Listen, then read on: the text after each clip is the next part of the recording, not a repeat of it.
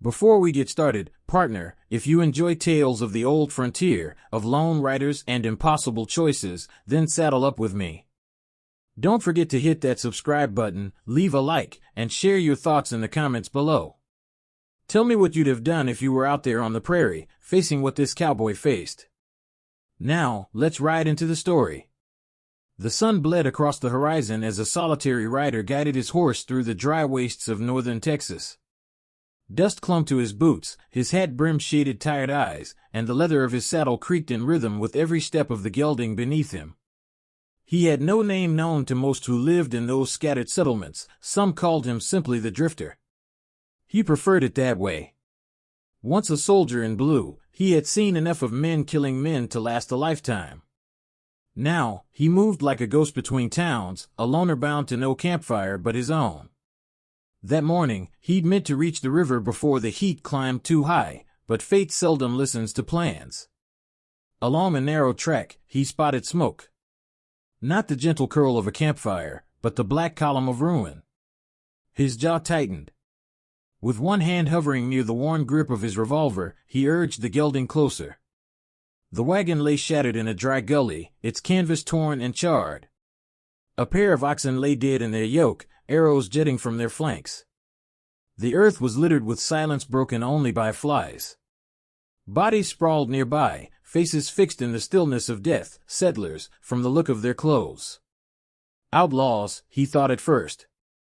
Or perhaps a raid. The frontier was cruel to both white and Comanche alike.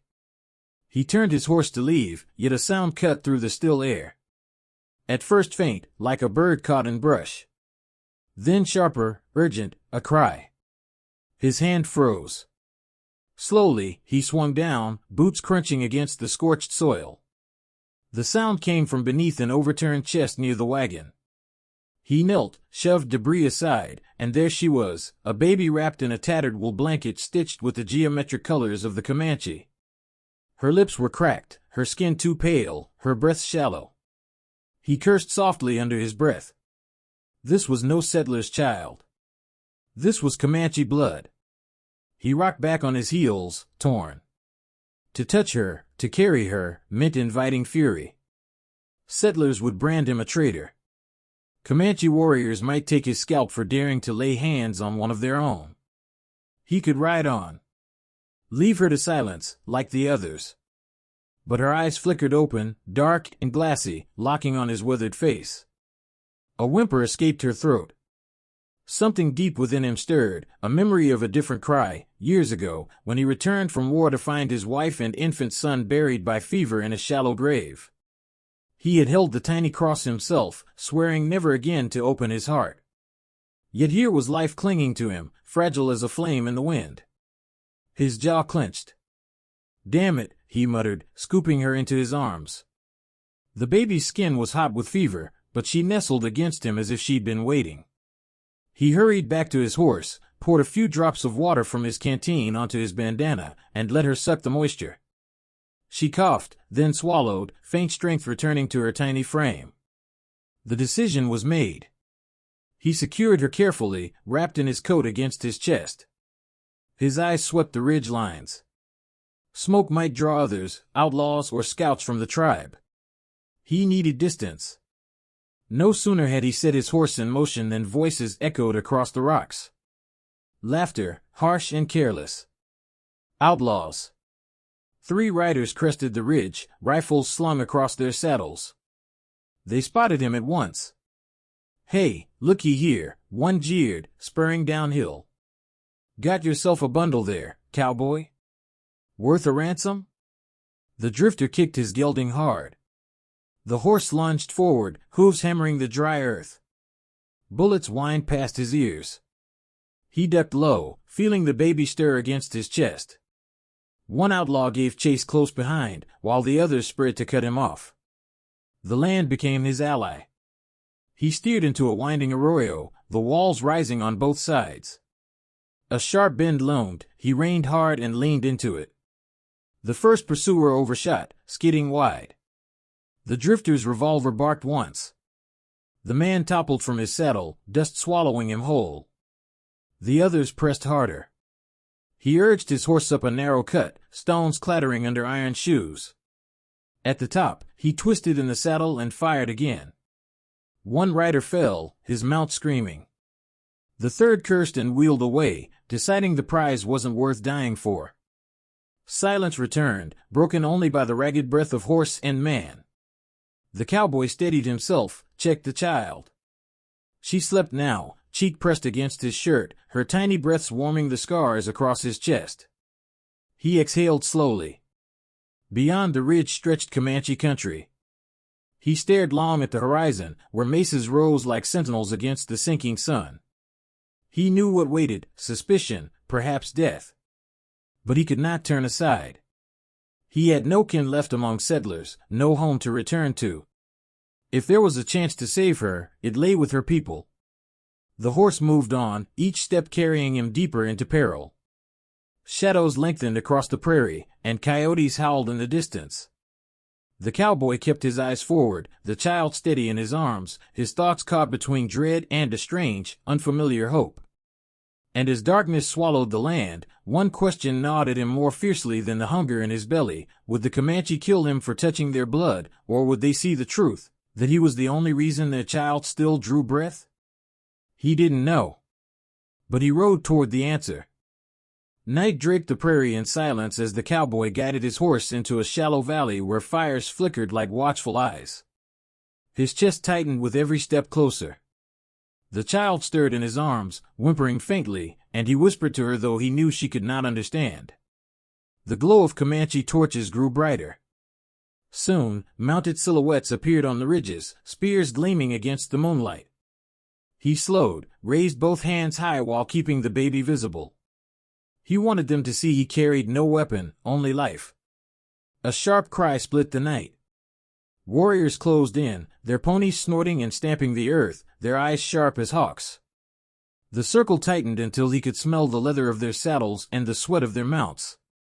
One rider, broad-shouldered with eagle feathers bound in his hair, slid from his horse and leveled a spear at the cowboy's chest. The drifter did not flinch. He knelt slowly, setting the child on a folded piece of his coat, and stepped back with empty hands.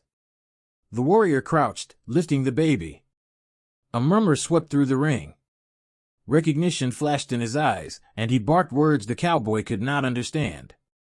Two others raced toward the camp, carrying the news. The drifter remained still, his hat brim shadowing his face, though his heart thundered louder than the pony's hooves.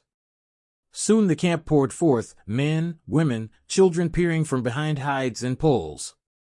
At their center walked a tall elder, his braid streaked white, his robe adorned with the symbols of many battles.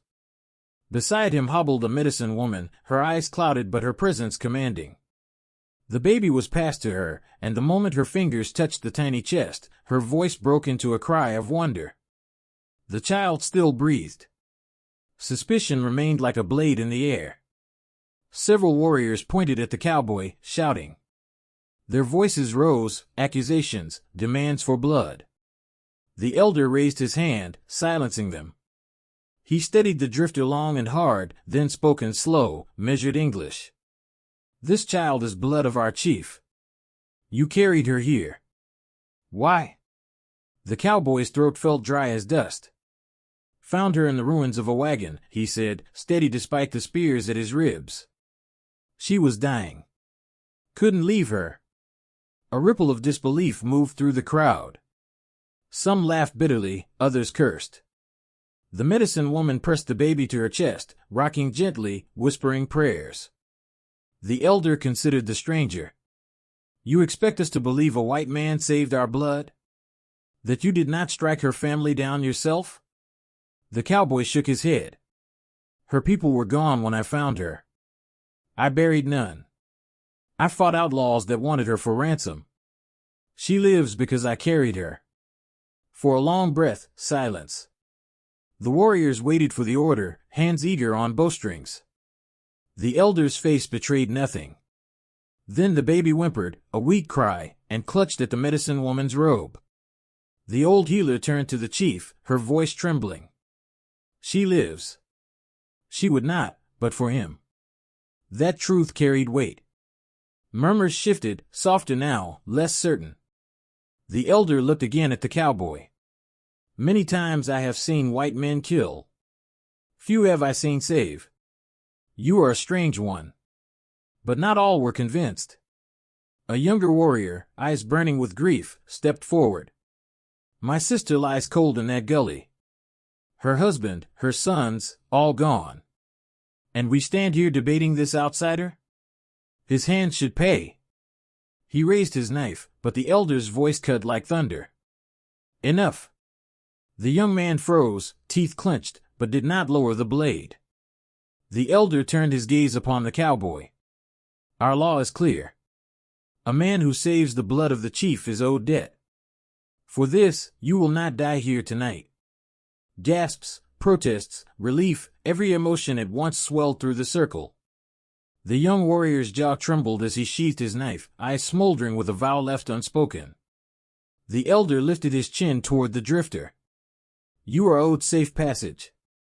Food. Water. A gift of thanks. And you will walk away knowing Comanche keep their word. The cowboy bowed his head slightly. I didn't come for gifts. His gaze softened on the baby, now quiet against the healer's chest. Just for her to live.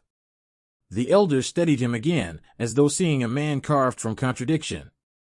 Then he gestured. A basket was brought with bread and dried meat. A waterskin was hung over the cowboy's saddle. A blanket, woven with patterns of the people, was draped across his shoulders. Honor, not affection, but it was enough. As he mounted to leave, a strange weight pressed against him, not fear, not exactly relief, but something harder to name. The baby stirred once more, eyes fluttering open. For a fleeting second, they locked on his face, as though remembering the rough hands that had carried her through dust and gunfire. Then she turned into the healer's robe, safe at last. The tribe parted, letting him ride through their midst. Some spat, others nodded with grudging respect. Children stared wide-eyed at the figure who had defied both death and expectation. Behind him, the elder's voice rang out clear. Remember this night. A man who saves life is brother, even if he walks a different world. The cowboy rode into the darkness, the blanket warm against his back, the echo of drums fading behind him. He did not know if he would ever cross their paths again. But he knew one thing, on that night, under those stars, he had ceased to be just a drifter. He had become part of a story larger than himself.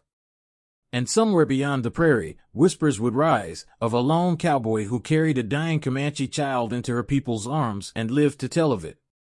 Those whispers would follow him, like shadows at sundown, marking him forever as the man who had dared to bridge worlds with nothing more than courage and a stubborn refusal to let innocence die.